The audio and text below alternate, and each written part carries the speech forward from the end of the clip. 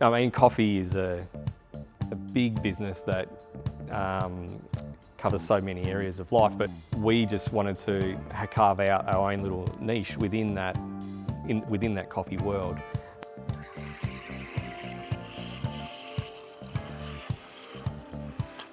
My name's Daniel Cano. We're at Rubia Coffee, which is 21 Alex Avenue in Moorabbin. Where did I begin? Well, Footscray. It was actually where I was born, Western General, and yeah, grew up first few years of my life in Footscray, but then we moved out to country Victoria. Victoria's always felt like home, so yeah, we settled back in Melbourne. Obviously, I like cars, I like hobbies, I like making things, building things. It includes things like business as well, so, you know, building a business. I haven't been in the coffee industry for a long time. Before Rubia, I mean, I did lots of things, but just before Rubia, I had a business with a business partner and we used to wholesale. We sold that in 2021, and then after that, sort of just looking for something that was a bit different. It was more the manufacturing side of it that I was interested in initially. So that's what drew me to it. When we bought the business, it was a pre-existing business. There was a blend of coffee that was called Straight Six. That sort of lent into that niche already. I had a few cars, and so when I bought the business, we were like, well, we may as well get a place that's a little bit bigger than what we need just for the coffee, so that we can store the cars and work on the cars, which then led to an integration of the two. This is actually my favourite blend, is the Straight Six. It's a little bit darker. It has a really nice bean called a peaberry in it. It gives it a little bit of something extra.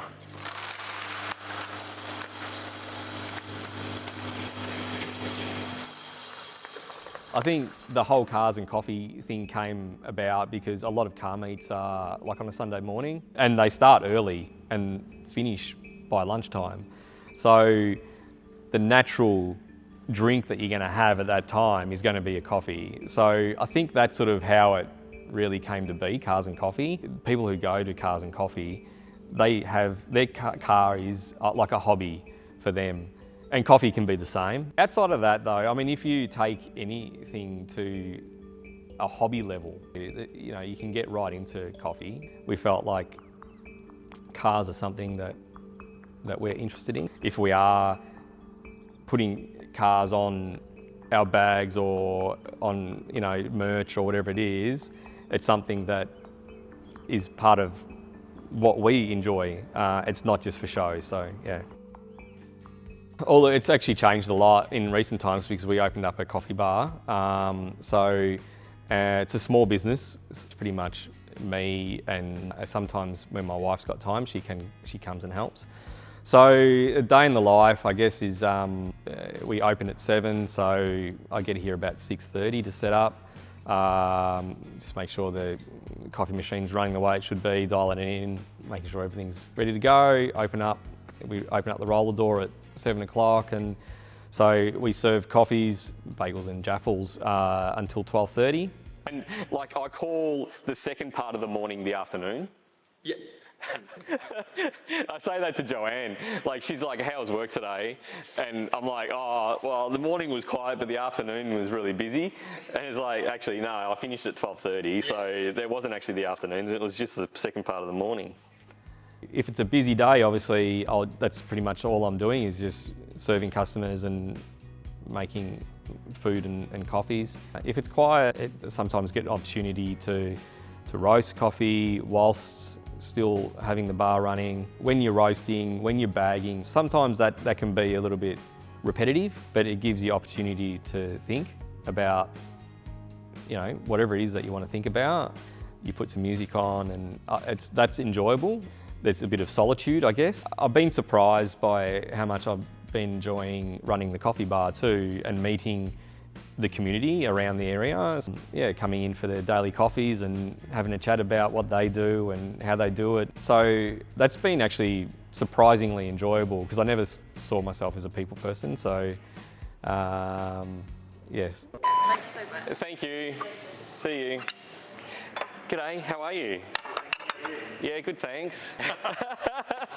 Oh, you're wearing the right t-shirt today. Actually, the Autumn Festival's on this weekend, so... Oh, that would be lovely. Yeah, so it should be nice. I'm looking forward to it. That's like, there was a lady in earlier and she's like, oh, I should have straightened my hair. So I put that on the trailer and then I laid these down and strapped them to the timber.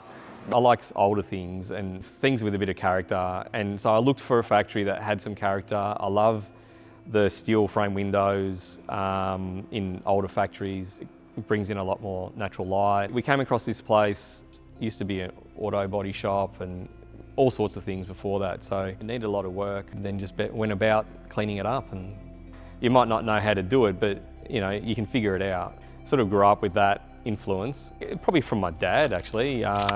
He's always been a can-do anything kind of person. Yes, it carried it through, and you know, give anything a go kind of thing. I like to build things, so I did pretty much everything myself. Everything that I can do myself, I did myself. I wanted a place that I enjoyed coming to work every day.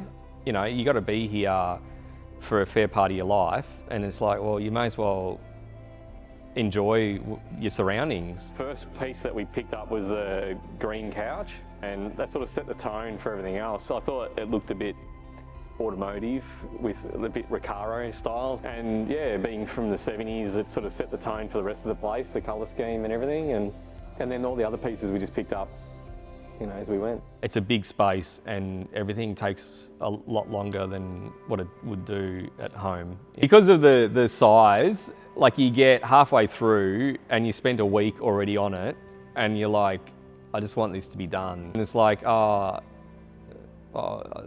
much rather do this over here, and then you go and work over there, but then you haven't finished what you really need to do. So I think that's probably my biggest challenge, is finishing a job to 100%. Yeah, it was hard. It took a long time, a lot longer than what I thought. I think the space it's almost how I'd like it to be. It's not finished yet. And look, I'm not sure that while I'm here, it ever will be 100%. Not obsessed by any means. If that's not OCD, but no, yeah. I had in mind that potentially one day we might, you know, have a few parties here or stuff like that, and I wanted a speaker setup that could fill the space with sound, and so you can't just have tiny little speakers to do that because it's a big factory. I saw the speakers and I was like, oh, like a collab between McLaren and Klipsch. It sort of lent into the car theme as well. The colours, they were black and orange, which sort of go with some of my branding. It was a bit of a, like, they go really well with a lot of things. And then, yeah, they needed obviously a decent amp to drive them.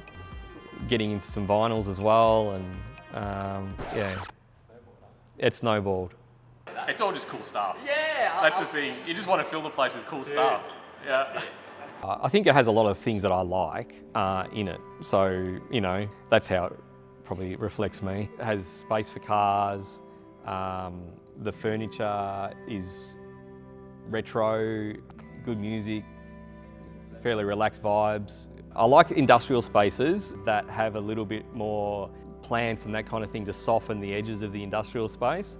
I've seen in movies where like there might be an aircraft hangar and they've got some old aircraft, and then in the middle of it there'll be some couches and a rug and some paintings or whatever, and that's what I like. I like the older style. In more recent times, my kids have an influence as well, so you know, they'll play stuff and you're like, oh, I kind of like that. Yeah. It's not something that I would have picked myself. Maybe that was the trigger, trying to take an interest in what interests them.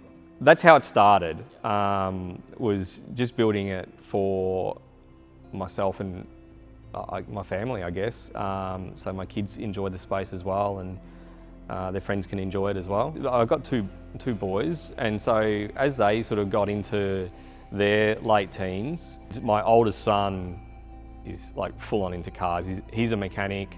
His first word was car.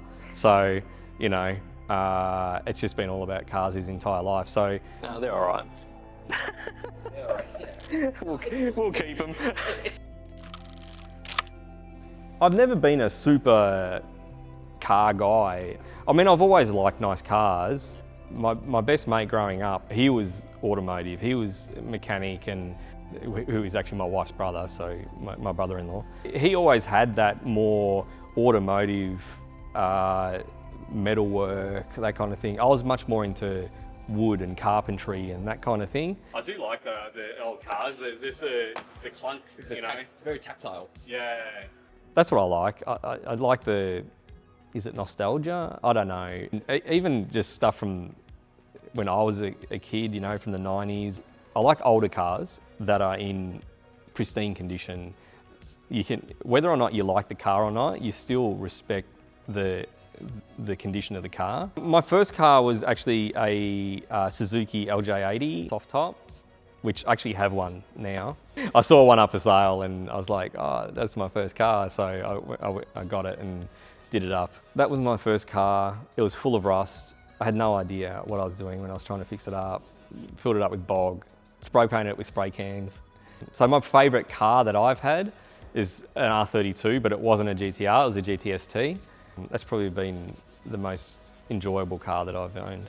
If I could have any car, a classic Porsche 911. Maybe one that's been done up by Singer. Yeah, so at the moment we've got an E28 BMW, which is a 5 Series from 1986. So it was a 525E, which stands for efficiency, which means it runs really poorly. And it was an auto. We swapped the auto for a manual. We put a later model engine in it out of a E39, doing up interior, suspension, all those kinds of things as well. So hopefully it's not too far off. Engine's in, gearbox is in, just need some electrical stuff. The M20 that it had in it was just leaking oil everywhere. Yeah. So, yeah. It was going to be a rebuild either way. Yeah. And then I've got a little Honda K truck that I'm doing up for the business. Going to fit that out so that we can actually serve coffees and promote the brand at events. Go to car meets and that with the K truck, taking the brand out and serve some coffees. When we do go and start doing car meets, we might do like pre-make like 100 of these. It'll speed up the line as well, because I think when you go to a car meet and you go and get coffees, the coffee line is like, it's always so long to a point where it's like, I can't be bothered waiting. I mean, it'd be nice to do some events here and use the space for that as well. And they might come with their own requirements to build something else or to add or take away or, so, yeah. Every time you change the camera, I know there's something coming. It's because you keep coming up with the cool topics, and then when you come up with a cool topic, I go, all right, I guess we're diving into that. You know, you got to roll with the punches, man.